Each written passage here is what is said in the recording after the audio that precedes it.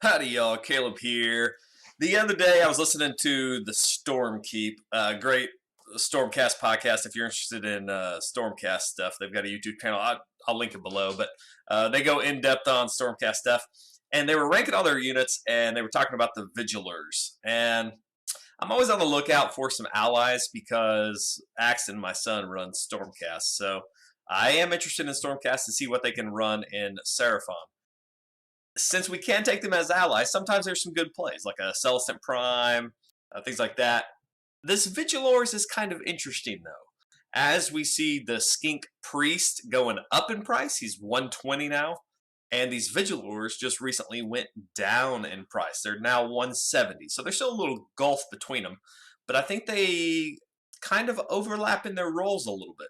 So they might be an interesting pick if you're tired of getting your Skink Priest shot off turn one.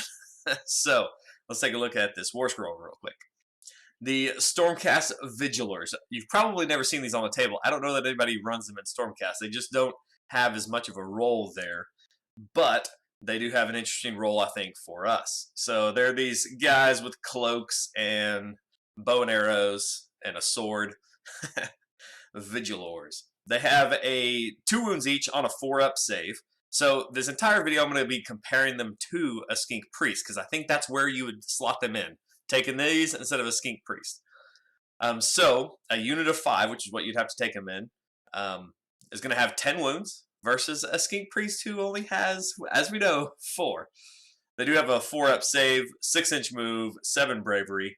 They are 170 points now, and they have a shooting attack, this Stormcaller bow, 18-inch range. So that plus their 6-inch move, and you're talking 24-inch threat range on turn 1. 2 attacks each, +1 for the leader. So you have 11 shots, 3s and 3s, -1 rend, 1 damage. Not real impressive, not at all worth 170 points when you're looking at that. They also have basically the same profile in melee. Again, not impressive, not something you would pay 170 points for. But what you do pay 170 points for is this thing here. And it has an interesting rule. Navigators of the Storm. In the shooting phase, if any wounds caused by the attacks made with this unit's Stormcaller bows are allocated to an enemy unit, add 1 to the hit rolls for attacks that target that unit until the end of that turn. The same unit cannot be affected by the ability more than once per turn. So there's some interesting things here. A, it happens in the shooting phase. So you're going to be shooting this unit first, probably. And hitting the target that you want the rest of your shooting to go into. Now, the unique thing about this and what makes it a good ally is none of this is locked to Stormcast. So it just says add 1 to the hit rolls for attacks that target that unit until the end of that turn. So anything that attacks that unit that you've shot and actually allocated some wounds through, which with 11 shots, you know, with -1 rend, you'll probably at least sneak 1 through. And that's all you need. But you're going to get +1 to hit for everything. So let's say you have, 2 Bastildons. Now you don't have to spend 2 command points to get them both up to +1 to hit. You just have this unit doing that. You're free to spend other command points on other things, like double fire in one of them, which you do anyway. But this lasts until the end of the turn. So if you're sending anything into melee into that unit, you also get +1 to save. So what this is going to do is it's going to free up a lot of command points. So if you're ever running into those cases where you don't quite have enough command points for what you need to do, this unit might be an answer for that. They allow you to get that +1 to hit on everything that's going into that unit. Theoretically, I mean, you could ally in 2 of these since they're only 170 points, and you could shoot multiple things and get +1 to hits. One good thing that, if you're playing this in a Fangs of Sotek list, maybe, you shoot this into the unit, and now you can teleport a unit of salamanders away, and you don't have to spend all your buffs on those salamanders. You can still buff up your unit of skinks, send them in, and now everything's at +1 to hit. So very useful here for taking down a hardened target. And if you know you're going to focus fire onto something in shooting and melee, this is just a great little ability. Now, it does have to go off, like you do have to get the hit, but with enough shots, with good range, that should be, as reliable as things can get in Warhammer. So an interesting unit here. We have a little comparison chart here. A Skink Priest is now 120. It is cheaper than the Vigilors, so that's an extra 50 points. So you're thinking, is that extra 50 points, is it worth, the extra 2 command points, 3 command points that this is saving me? The 1 spent in hero phase from the Skink Priest, the 1 spent in shooting, and then, 1 spent in melee is generally what you're looking at. And so you're saving yourself those command points. 3 command points worth 50 points. They do have a lot more wounds. 10 wounds on a 4-up save versus 4 wounds on a 5-up save.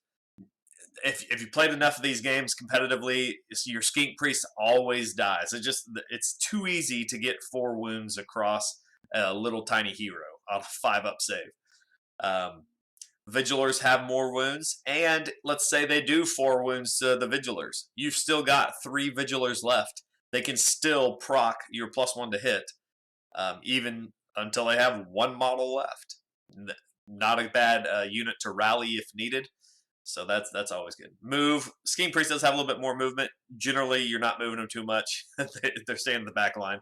Vigilors have a 6-inch move, which isn't good, isn't terrible, though.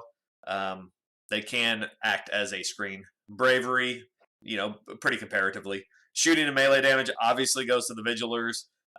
Generally, you're not even worrying about your Skink Priest shooting or melee. If he's in melee, he's dead. Shooting, sometimes, you'll roll it if you remember, but it rarely does anything. What you would lose is the Priest abilities, so like a prayer.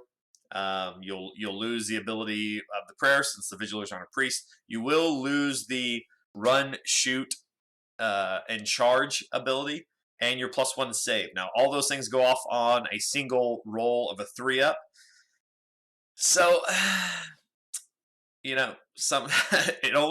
fails 1/3 of the time, and generally that 1/3 of the time happens to be on the one time you need it most. The Vigilors do have a little bit of advantage on the +1 to hit. It does require a wound to be allocated from your shooting, but it doesn't cost all the command points that you would normally need. That might become more prevalent as Lumineth gets their new book and does that ability where everything costs double the command points. That just kills the army. That's a really hard counter to us. One other unique ability that you can do is you can use these guys to screen. If you're running a monster-heavy list or maybe a list that doesn't have a lot of screens and you need one, Vigilors might come in handy for that. You can see here we're just using Vindictors. Man, those names are so similar. But you can put your Vigilors as a screen to screen off your monsters. Now you can see we're gonna put some shots into these Storm Fiends with all 3 of these units: our 2 Bastildons, our Skink Priest, our Skink Chief, and then we'll end up charging in our Skink Chief. And so now the Skink Chief is free to use his ability to give him extra attacks instead of +1 to hit. Generally, when you're sending that thing in, you've got to decide which one you want to use, either +1 to hit or giving him extra attacks. But with this ability, if you get it off, then you have a free +1 to hit until the end of your turn. So pretty useful there. Some sample lists, just in case this sounds like something you might want to run. Here's a Thunderlizard list. We do have our Stegodon with Skink Chief as our general with Prime War Beast, Fusilier Conflagrations, Skystreak Bow, and Beastmaster. So he can do some mortal wounds. He can get all the extra attacks. Pretty standard there for a Thunderlizard list. Like him a lot for melee, especially if I can get this free +1 to hit onto a unit that I'm going to attack.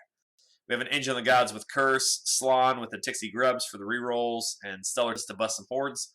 Skink Star Priest with Hand of Glory. That will pair really well with our 2 units of Source Knights who are in Bounty Hunters, and then a unit of Skinks just to fill out some battle line.